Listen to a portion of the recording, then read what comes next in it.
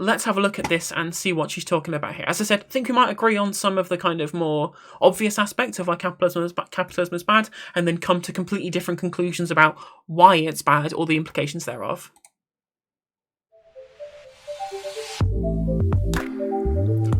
Let me speed up the video a little bit. First of all, I would like to give a warm welcome to all of the people who are here for the first 10 seconds of the video to leave a dislike and an angry response calling me a communist before even watching it. And goodbye. All right, now that that's out of the way, comrades, working men and working women, collective farmers, brothers and sisters, guerrillas, we must fight for the socialist revolution. Fight to the end until the complete victory of the proletariat and the overthrow of the international bourgeoisie. Long live the worldwide social... Seriously, people, you do not have to join the Red Army to recognize that capitalism has some problems. You can even love it and realize this. But the truth is, one could create the greatest system in the universe, but as soon as you insert humans, said system will have issues. Check out the Garden of Eden. We suck. Especially when we were given the freedom to suck. I'm not sure when exactly this Republican worship of capitalism... yes, the old freedom is bad argument. I love that argument. ...began, but it is a problem, and it needs to stop. Capitalism is just a system of economics. It is not a god, it's not a moral system, and it's not going to save us. And in fact, in its current highly toxic form, has arguably been the downfall of both traditionalism and conservatism in many ways. And coincidentally, is the most powerful weapon currently used by radical socialist activists who seemingly have given up the class war in favor of winning the culture war hand in hand with big corporations.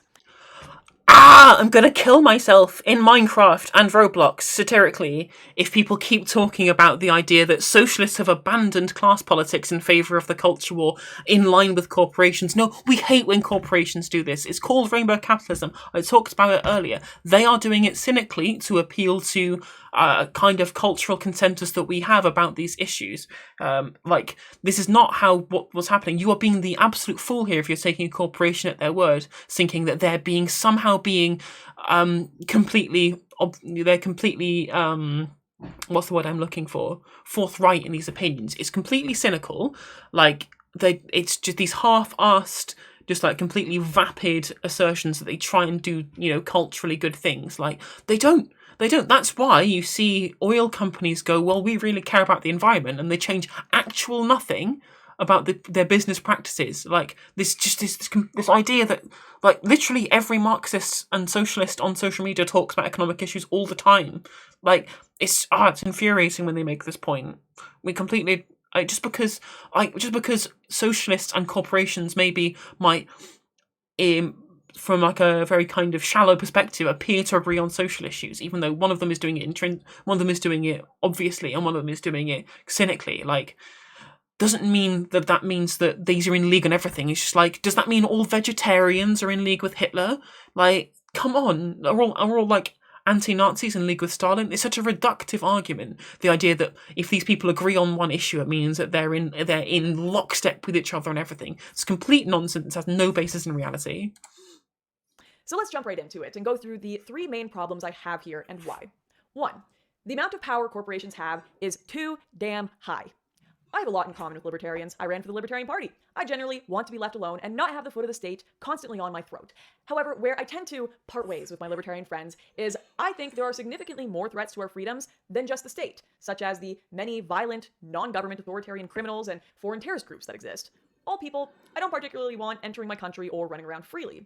Libertarians will often disagree with me and respond by saying, sure, Lauren, violent people exist, but they are just not as big a threat as the all-powerful state is to our freedoms. Therefore, no matter the potential benefits of the state in stopping or reducing other evils, it must be abolished or at least severely reduced, because they are the bigger problem. It's almost like the corporate powers in the United States are the ones lobbying the government to then use the power of the state to crack down on people. Might that be the case? Also, we're going to get into positive, negative freedoms here. So let's stay tuned. Which, fair enough. Deal with the greatest threat to freedoms first. The only problem here, though, is that the government is no longer the 800-pound gorilla. It's more like an organ grinder's monkey dancing to corporate music. Western governments are largely controlled by I mean, she's probably going to make the point I just made here, which is good. corporate lobbying pressure, campaign donations, and now even censorship of politicians we once would have thought were more powerful than said corporations. And the worst part about the corporations having this power is we didn't elect them. And no, we didn't vote for them with our dollar either. I'm sure a lot of us would much rather go to our local shops and hire our neighbors for jobs over some faceless, nameless corporation, but unfortunately it's becoming near impossible to compete with global monopolies utilizing slave labor to drive down prices while we have to adhere to reasonable local labor laws. Not to mention all the government grants, tax cuts, and favoritism for big business elites. It is simply... Then, how about stop supporting parties that continue this narrative, which is, unfortunately, in the United States, is both parties. Isn't she Canadian anyway? She could just vote for the NDP. Like, come on. Like, there's a third option here. Although when she was... I mean, let me rewind a second. Because they are the bigger problem, which, fair enough. Deal with the greatest threat to freedoms first. The only problem here, though, is that the government is no longer the 800-pound gorilla. It's more like an organ grinder's monkey dancing to corporate music. Western governments are largely controlled by corporate lobbying pressure, campaign donations, and now even censorship of politicians we once would have thought were more powerful than said corporations. And the worst part about the corporations having this power is we didn't elect them. And no, we didn't vote for them with our dollar either. I'm sure a lot of us would much rather go to our local shops and hire our neighbors for jobs over some faceless, nameless corporation. But unfortunately, it's becoming near impossible to compete with global monopolies utilizing slave labor to drive down prices while we have to adhere to reasonable local labor laws. Well, that's a problem with a lack of regulation. Say, oh, well, the state, it's then this the 800-pound gorilla. It's too powerful. I'm like, well, this is the natural. This is the natural problem with the free market economy, right? It engenders the nature of cartels, people who protecting their profits at all costs, and then sure, some people are going to get rich by creating a product that appeals to lots of people, that has lots of market value, that increase their market share through a USP. But then again, when that as I was talked about in the Sean video about how PragerU lies to people, in how like the situation doesn't just end at the point at which people just are the most populous, they get all the money and that's good. It then goes up as actually, to Lauren's credit, as she says, then goes into corporate lobbying, it pushes out small businesses, but that's just the nature of the market. Unless you have antitrust laws, unless you have regulations in place at a government level, these cartels and this paradigm that we have that creates so much corporate power, like unless you regulate that's going to continue to happen. Not to mention all the government grants, tax cuts, and favoritism for big business elites. It is simply not possible to compete, which is tragic for hardworking small businesses and medium businesses, which I, and I'm sure many of you, really support. Now, I know what you're thinking. I know what you are all thinking. Lauren, this is not real capitalism you were talking about. This is crony capitalism. And you'd be absolutely right. But here's the wrong. All capitalism's crony capitalism. Welcome to the real world. kicker. Real capitalism has never been tried. Just like how real communism has never been tried. Both of these theories and systems on a large scale are ahistorical constructs. We have never lived in a world where millions of people have had to share with each other the way a family does. And we have never lived in a world where everyone buys and sells from each other with no restrictions or aggression from anyone else. So if we want... That's not what capitalism is, though. That's just a free market economy. What capitalism is an economic mode of production in which the means of production are owned by private entities, and which people work and they sell their labour to these people. It's a mode of production that involves the private ownership of the means of production. That's what it is. It is real capitalism. That's what we have right now. Like, all market systems are subject to external forces, right? They all are. And just because in this particular case, the external forces are the power that the corporate monopoly and corporate hegemony has over the market, is just another aspect of having the private ownership of the means of production. And this particular mode of production is completely nonsensical to just say, well, this isn't real capitalism. In the same way that's stupid to say that, the ways in which Gosplan were planning economies within the Soviet Union, say that wasn't real communism. You just say this is bad communism or bad capitalism because it's at its heart. I guess technically, if you go by the actual definition of communism, the moneyless, classless, stateless society, and obviously the Soviet Union was not. But at the end of the day, academic definitions of these terms aren't really the terms that have the social utility that people understand. And as far as we know, the closest state has ever been to communism is the Soviet Union. So this can be people's points of reference. Want to deal with reality, what we have to examine is how capitalism has actually worked in history. And to my libertarians, a little side note, if you need to mentally put the word crony in front of capitalism for the rest of this talk to get through it, that's perfectly fine. Like I said, you're not wrong, but I'm speaking to the system in place. Yes, they are wrong. It is capitalism. Like, they talk about the things, this particular thing that people on the internet have, where they try and conflate the idea of markets and capitalism, is infuriating to me. Because I'm pretty sure a lot of the people in my followers have, because I know lots of people from watching people like Forsch and Perspective Philosophy and Lonerbox and people like that. We are probably like more knowledgeable about market socialism and the idea of cooperative ownership of the means of production within a market economy. You look at Yugoslavia and places like that, where this has been tried and been not successful, but it wasn't bad. Like, it wasn't the levels of, abject poverty that we saw during the Soviet Union, like Yugoslavia, places like that. Like, there was a market economy, but there were still people buying and selling, people freely trading, but there was not private ownership of the means of production. Right? That is the distinguishing factor between socialism and capitalism. Today that Republicans often defend as capitalism. And history tells us that this system can absolutely lead to brutal, authoritarian, and freedom-threatening results, as it is quickly doing so today. Corporations have the power to politically manipulate populations, to deny us our speech, and even to control our thoughts and feelings through algorithms. That is terrifying. And despite this, you still have Republicans out here defending it as just a private company. And another peep you may hear from them in defense of our corporate overlords is, well, at least they can't throw you in jail. At least they won't put you against a firing wall or start wars. Yeah, sorry, that just doesn't quite... I mean, they can't put you in prison themselves, but they certainly profit off the prison industrial complex, so they engender a society which gets more people in prison. Like, come on. I mean, again, I think I agree with her idea that the marriage of corporations and lobbying governments to be able to pass policies that are favorable for them is a bad thing. This is definitely somewhere that we agree. But it's just like,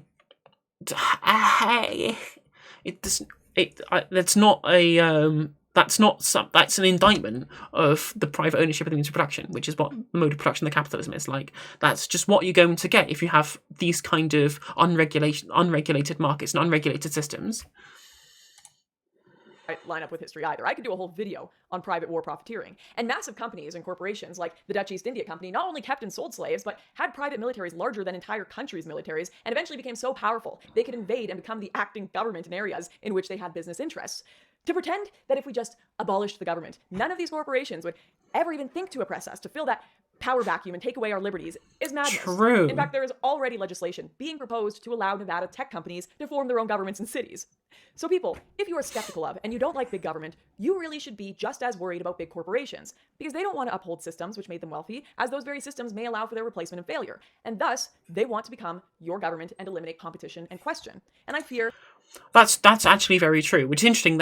It stems to a Richard Wolff segment that I posted on TikTok a couple of weeks ago, talking about how, because the massive corporations, having brought a load of individual entities under one roof, have the ability to plan their economic inputs and outputs in similar to the ways in which you saw in economic planning models amongst communist countries, right? Because they don't want the volatility of having to deal with market forces, because it's uncertain. They want to be able to control inputs and outputs as they go within massive breadth of the market that these people dominate. Right, like how many different kinds of different chocolate bars are made by different companies who are owned by the corporation Kraft, like across the world, right? That's a competition within a single corporation. So obviously, once you have this much of control of a part of the economy, you can start doing economic planning. And as Wolff points out, very similar to the way in which they planned the economy in the Soviet Union as well.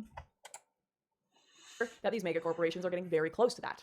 So instead of daddy government on our throats, we'll just have, Google soldiers TM putting us up against firing walls for illegally downloading Gab or Parler to their devices and sharing our Netflix account with more than 10 friends. But let's move on, because this second one is a far more important point, and that is capitalism's destruction of community and culture. True, absolutely. Again, I'm sure we're going to come to completely different conclusions from this particular criticism that she has. But I think that in general, the way in which the atomization that comes from neoliberal capitalism is a really bad thing. I often see many on the right lamenting the loss of old traditional architecture, community, family, and art, and yet at the same time proposing capitalism as a solution. It's not even a little bit. Capitalism has no incentive to preserve our culture or communities, and in fact, I'd argue has negatively impacted families. I think where this confusion comes in is some people observe that Marxism works in opposition to capitalism and to deconstruct the nuclear family, and assume, therefore, capitalism must be working to oppose Marxism and to support the family. But capitalism is... Marxism doesn't seek to destruct the nuclear family. That's just part of the cultural Marxist conspiracy theory that is just an anti-Semitic nonsense perpetuated by idiots, right? That's not what Marxism is. Marxism is just a critique of the capitalist mode of production and the economic system. It's an economic philosophy. Like, it's nothing to do with breaking up the family. That's just nonsense. Is not Marxism's counter. It came about before Marxism and is therefore indifferent to it. It's simply an alternate system. And while that system can certainly bolster some people's family lives and wealth and material goods, capitalism only moderates for the markets and not for the souls and well-being of its workers. There is a reason defenders of capitalism talk about how people can't eat in communist societies, because capitalism is really, really good at creating surpluses of goods for physical needs. But does it serve, I don't know, your safety needs? Not really. Your financial security can be wiped away any minute by the stock market. But even then, it doesn't actually generate a lot of surplus of, basic commodities that we need to live and survive, right? What it actually does is the capital interests of these people annexes these away from people and holds them hostage with the need for capital and wealth of their own. It does the complete opposite. It's completely inefficient in its distribution of the actual material needs of people that actually live and survive within a country. Like, I'm going to quote Richard Wolff again because he is my favourite person. Like, I don't want the rich people to decide to buy up all of the milk to feed their pets. I want that milk to be able to feed actual children who live in our society, right? Come on. It's the capital markets necessitate the annexation of resources. That's literally the opposite of what it does. Does it serve needs relating to love and belonging? No. Because having a wife or a husband, and definitely kids, is a drain on your productivity and resources. And anyway, in this culture, apparently it's irrational to limit yourself to just one person. Might as well just use Tinder and count yourself lucky to live in a free society, you prude. Does it serve needs related to esteem? Does anyone?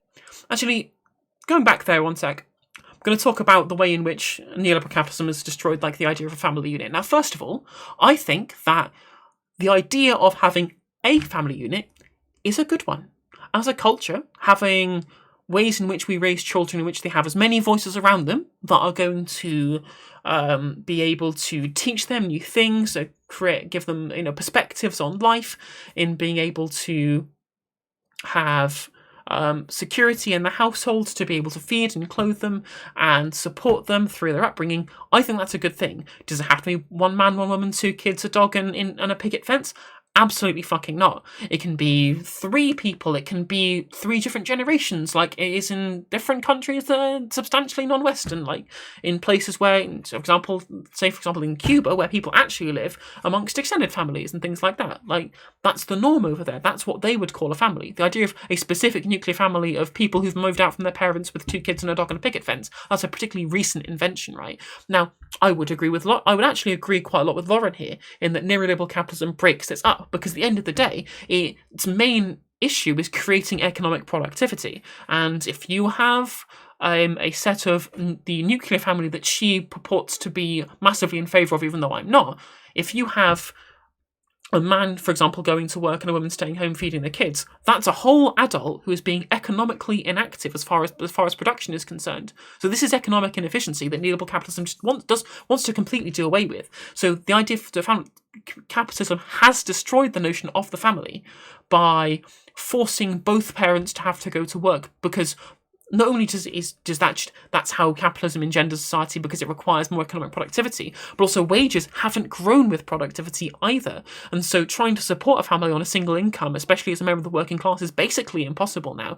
Both parents have to work, and who pays for childcare? That's why social democratic countries, where are still at the mercy of capital markets, they at least have some amount of government subsidised childcare to be able to at least let these families work in an efficient manner, rather than at the moment what we have in the neoliberal countries, where this just breaks apart family units completely and it tears people apart, which is bad. Like, I just don't think that her prescription that the nuclear family is the best way of raising children, I don't think that really holds true. And it definitely doesn't when you look at the ways in which you look at studies involving gay adoptive parents, who actually have shown to have children who grow up to be just as well adjusted and just as well off as children raised by biological straight parents, or even straight parents who do adopt them as well. Does it serve needs related to esteem? Does anyone feel esteemed in an assembly line or in a job where their boss treats them like they should be grateful the company has room in the budget for free coffee? Does it serve needs relating to self-actualization? she's sounding awfully socialist here about people who are like. If she started talking about the means of production here, well, we could be getting pretty socialist about the difference, the worker and the worker owner or employee employer dichotomy. That authoritarian relationship that we have in our workplace with the person who decides what we do with our labour time, who takes our labour value. Josh, he's talking about this is a conservative critique of capitalism. So it's an interesting video for her to be talking about. You guess my chat is in the way of the title of this video, but yeah, and also she talks about does capitalism deal with self-esteem? And I'm like, well, in actual fact, conservative does the opposite. It specifically wants to make people feel worse about themselves because it can offer a solution. All you have to give them to that solution is your money. You look at advertising in the way that it makes it the aspirational idea of advertising, that especially came out in the late 80s, early 90s, as continued to this day, is it's trying to teach people that you maybe you are unhappy, but if you buy our product, we will make you happy, we'll make you successful, we'll make you affluent, we'll give you friends, a relationship. All that kind of stuff is being told to us by advertising. This is what we should strive for. And if we don't have access to those, then we're not cool, we're not part of the in crowd, right? This is a specific nature of the way in which advertising works in capitalism, which deliberately makes ourselves feel worse about ourselves to want to sell us products. And I think we can go further and just say it doesn't have whereas what Lauren is saying, that it doesn't have the natural ability to want to make our self-esteem better, whereas I'm saying it deliberately tries to make us feel worse to sell us products, which is a more kind of staunch critique of capitalism than hers is. I don't know, you try self-actualizing in a gig economy, or in a world where you can lose your job the instant you self-actualize in a way that Twitter doesn't like. Also, on a side note, Marxism may have told women that being wives and mothers was shameful, but it was capitalism that broadcast that message. Marxism hasn't told women anything. What? Again, this is all just cultural Marxism conspiracy theory baiting. Anytime she talks about cultural, any kind of cultural ideas that Marxism taught people, she's just talking bollocks. So that all those women would enter the workforce and drive down the wages of their husbands and sons. Seriously, can we really say that it's all just government systems that have ruined our happiness? Or perhaps could some of us admit our work life, addiction to media, obsession with pursuing the next shiny product, the constant demands that we buy things to look a certain way, feel a certain way, watch this, buy that, play that, drink this, eat that? Could it perhaps be this mass consumerism and work-life imbalance that has also ripped us from our family, community, and loved ones, and very similar to the points I was making earlier. They don't necessarily disagree. Ourselves, in many ways as well. What Hannah Arendt called the vita activa, a state where we must always be busy, never present, and always consuming. It's just soul-destroying. And even if we move on to other factors leading to cultural decay, such as mass immigration with no assimilation, that too has largely been pushed and supported by corporations looking for cheap labor. As for old architecture, the utility of a building being nice relative to its price just doesn't add up. And don't tell me there's not a demand for beautiful buildings when people are flying halfway across the world just to take pictures with them. The problem is that the demand clearly doesn't lead to enough profit. Visual joy of the citizenry in daily life is not a business. This isn't... No disagreements here. I think that, the idea that capital shapes life in a way that only does for profit and doesn't do for some kind of more kind of holistic view of the world, right? I think that's not something I would ever disagree with. Although I do, obviously her comments here when she was talking about, women joining the workforce is specifically to depress their husbands and their sons. I'm just like, okay, right. We can also live in a feminist society in which half of people are taken out of the workforce under a socialist kind of society where we work based on need rather than profit. And you don't have to say that men do all the work and women don't do all the work. That's a conservative prescription that you have, rather than, some kind of moral correctness. Again, she has a moral absolutist view. I'm pretty sure that's her kind of view on masculinity and femininity, that they are two discrete things that are innate to men and women and that we shouldn't kind of play with from a kind of conservative, gender role kind of act. Because I'm thinking, fine, we can take half the workforce out to raise children, but that half doesn't have to be all the women, right? Come on. In large part, why the left have won the culture war. They didn't care that their arts degrees weren't particularly profitable, they just wanted to create art. And sure, I'm conceding ground to progressives in some regard, but I'm also not going to sit here and pretend that you can eat an art degree or that it was the arts that doubled our average lifespan. That was absolutely innovation pushed by commercial interests and capitalism. But you can't just say that only capitalism is the driver of innovation. Who put the first people in space? It was the Soviets. I know that's just like one single example, but you can also see plenty of other things that innovated through government policy or through genuine people just wanting to explore. Like, old people who studied science previously were already members of the aristocracy, members of the bourgeois, who just did it for the fun of it, who just enjoyed study. I mean, like, you look at someone like Gregor Mendel, who was just a monk. He had no capital interest in, being the father of genetics. He just did it because it was something he was interested in. That's where the innovation came from. I don't think most people who end up studying the sciences and become people who make groundbreaking innovations like this, I don't think many of them do so because of the profit motive, right? What the profit motive does is it means that we don't drive things forward in a kind of community-driven sense for a better humanity. When it's entirely driven by profit, we have planned obsolescence. We have iPad. Remember the first iPad didn't have a bloody camera in it, despite the fact the technology was readily available, because next time round they'll have a camera and it gives you a reason to buy the extra product. Why do you think washing machines fail after 7 years? Because we can't make a product that's going to last the whole lifespan, because that decreases our profits. We'll put in some level of lifespan into it so that you have to buy a new one later on. That's why Apple slowed down their iPhones. All this kind of planned obsolescence is part of a profit motive that stifles innovation rather than stimulates it. And sure, maybe someone who gets an art degree isn't going to be able to feed themselves specifically with an art degree a lot of the time. In a socialist society, lots of people are going to have to work jobs they don't want to do, but they're not going to have to do it specifically to survive, and they're not going to have to do it for 40 hours of their week every single week to ad infinitum, right? Like, when we have in the post-scarcity society that we live in this kind of society that we live in, we can move forward by having people's needs met on a efficient level without resulting to the amount of kind of sinecures and nonsense bullshit jobs, if you read David Graeber, that we have at the moment, that genuinely hold no kind of societal benefit at all as far as we're concerned as people or as a culture or as a community, but only exist with regards to the wheels turn, the fact that makes the wheels of capital turn, which, as we've discussed throughout this video, isn't always in the best interests of people and society in general. The question still arises, what is the point of a long lifespan if increasingly people aren't wanting to live said life?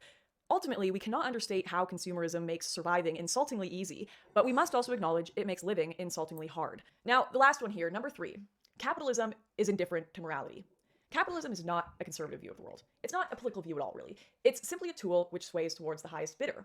If you live in a culture that is deeply sickened, the products that are both created and sold will sicken with it. They won't save it. They won't pull you out of your moral darkness. Capitalism just amplifies what we as humans desire in our hearts, which is why it has done very wonderful things, worthy of praise. But if you are a nation that has lost morality, if you are a nation that has lost God, capitalism just becomes the devil's playground. Right, now we're really moving to the part which I'm definitely going to disagree with here. I do not believe in any kind of God, so there's going to be, we're going to have some major disagreements here. Go ahead, ignore your family and friends so you can work to fund your alcoholism, I don't know, spend all night feeding your porn addiction and buying your way past a girl's modesty, pay for followers to feed your narcissism, why don't you? And go ahead, consume the cheapest product provided by men and women only held to their desks by the factory suicide nets, preventing them from jumping to their own death. Well, I'm glad she understands that that's how capital production can end up working when it drives people into this amount of misery through the need for capital generation. I'm glad that she recognises this, but the idea that capitalism is selling us the immodesty of women is hilarious. I mean, the idea of sex work is a whole other topic that I could spend a very, very long time talking about. But at the end of the day, right, sure, people are going to make a living somehow. And I don't think it's any kind of aspect of moral decline on a society if people want to pay to see other people naked, right? Like, I don't place any moral value on chastity or anything like that. I mean, chastity's hot, but not the way you think it is. In Minecraft on Twitch. But there is a reason that even the most stringent conservatives like Sir Roger Scruton often describe themselves as reluctant capitalists. Because modern capitalism is a deeply sick system, and progressives are not wrong to call that out. If you can't acknowledge where your opponents are correct, you cannot argue with them on where they are wrong. You can't even begin to explain to them that this is crony capitalism. You can't even begin to argue that it's a user issue and application rather than the system itself, without acknowledging that there is an issue in the first place. Truth is not found in political absolutes. It's not found in platitudes either. As one of my most respected mentors and Professor Ron Dart always reminds me, truth is often found in the tension. That is to say, not absolutes, nor even the center, but constantly. Tension? Found in the tension? That sounds a little bit like Hegelian dialectics. So surely not. Surely no Marxism here at all, Lauren. Questioning and challenging ourselves and our beliefs.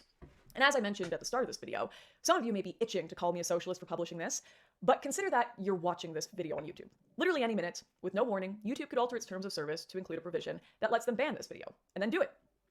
How does this make them any better than countries who censor political dissidents? My banning from the UK cut me off from speaking face-to-face with 68 million people potentially, and even if I had a primetime slot at the BBC and attracted the entire viewership of the UK, I still wouldn't get a fraction of the influence and reach that's available on YouTube.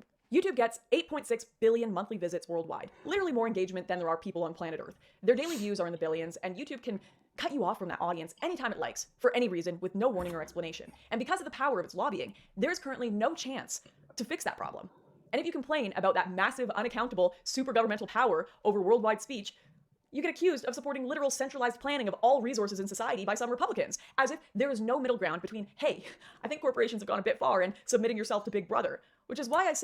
Although, to be fair, on the terms of service argument, I'm just like, well, I understand that I think the power in which corporations have over the way in which we consume media is absolutely terrifying, and the way in which algorithms drive our ideologies, like the way it shapes our viewpoints of the world and cultivates this echo chambers, and the way it cultivates people into poor thought processes and lack of critical thinking and being able to critically analyse data that they've been given, right? I understand this is bad, but terms of service do exist for at least some amount of reason, right? If you want to have a forum for any kind of content, there's going to have to be some amount of rules that are going to govern how you can view that content. I'm sure Lauren is very much in favour of terms of service on YouTube banning you from putting pornography on YouTube because she thinks it's morally bad that pornography exists, right? I mean, I also would agree that it would be bad if a very young child went onto YouTube and was very easily able to find porn. Unfortunately, they can find it elsewhere, but that's a topic for another day. However, it also means that if YouTube think that you are going to be promoting, I don't know, Nazism or fascism or some kind of, moral philosophy that is very well established to be repugnant, it's going to take you off their platform. And I don't think it's necessarily a problem with big tech censorship that happens. Like, you can't post My Little Pony stuff on 4chan. Is that political censorship? I mean, I guess only if you're happy for me to be the last bastion of protection for the bronies. Like, at the end of the day, part of the functionality of that forum is not having idiots posting their brony shit 100,000 times a day. In the same way that you don't want to be the content platform that allows the propagation of Nazism. Haha, too late, it's already happened, whatever. But like, even so, it still has its reputation. It doesn't want to be able to. I think that is. I don't think the TOS is bad because maybe they'll take you off the platform eventually, is as that much of a smackdown argument as she thinks it is. I do agree that there is some level of scrutiny that we need to have on these corporations who have this much power of what we can and can't see. I think that is a reasonable and cogent critique. But just saying that companies have TOS that they can change is bad it's reductive. Say this to any in my audience currently itching to call me a socialist. You keep using that word. I do not think it means what you think it means. Now, I mean, true. They all think it's socialism was when the government does stuff, when it's a public, worker-controlled means of production, distribution, and exchange. But even so, like, I don't think she truly understands the ins and outs of what socialism means either. So, pot kettle, etc., etc. Anyway, I think I've outlined in my comments and critique of this video why I think that the problems that she causes with capital are innate to the mode of production that capitalism produces, and I think socialism would be at least a step towards a solution, at least away from the kind of culture aspects that will need a more kind of reshaping of society. Although, hopefully in my kind of viewpoint rather than hers.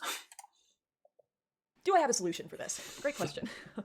No, I got nothing. Sorry, guys. But to be fair, this is probably why we've let things get so whack. Because all of our solutions to these problems with capitalism throughout history have created much bigger problems for us than the initial one we were trying to solve, including the death and torment of millions. So I guess I can see why Yes, death of tormented millions. That definitely didn't happen under capitalism at all. No, definitely loads of people dying of starvation and poverty because their access to food, water, and nourishment was put through a paywall that's necessary to have the profit motive.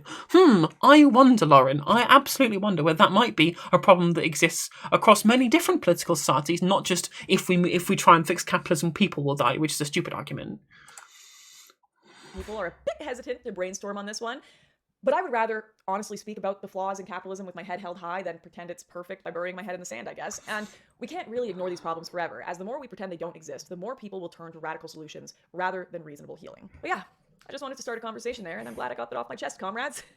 And for those of you who really disagreed with me and stuck around to the end of this video, really respect that and appreciate that. And to those of you who enjoyed all of this video and agree with me, please consider liking and sharing it and checking out my subscribe star in the link below. Anyways, thank you again for watching this video, and I will see you all next time.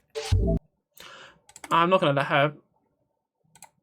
Not gonna let her advertise to you. But anyway, there were some parts of that were definitely agreed with and were argued correctly. Like, she just put all of the different bits and pieces together about why capitalism creates poor societal cohesion through capital markets and the profit motive, all that kind of stuff. And then when she got to the bit, she said, I'm not going to try and propose a solution. And I don't like the government having too much power. Well, tough. To be able to fight these corporations, you're going to have to elect people who are happy to fight them. And unfortunately, that's not going to happen when you have two parties who are entirely beholden to corporate interests, right? It's only when you have actual politicians like Bernie Sanders who are happy to stand up to them that you're going to get the changes that you want to see, Laura. And unfortunately, it's going to have to come from government power. They're going to have to clamp down on they have to clamp down on the free market, and they have to introduce market regulations that are going to help they're going to stop the overreach of these corporations, and it's not going to happen unless you actually advocate for politicians who are going to be happy to wield that power, against these big corporate entities. Sorry, it's just how it's going to have to be. Although, again, happy that she at least agreed with some of those points. Happy that we agreed on at least some of those points there, which is nice to see someone on the right actually admitting that there are definitely lots of problems with capitalism. How we talk about the solutions, that is the important part.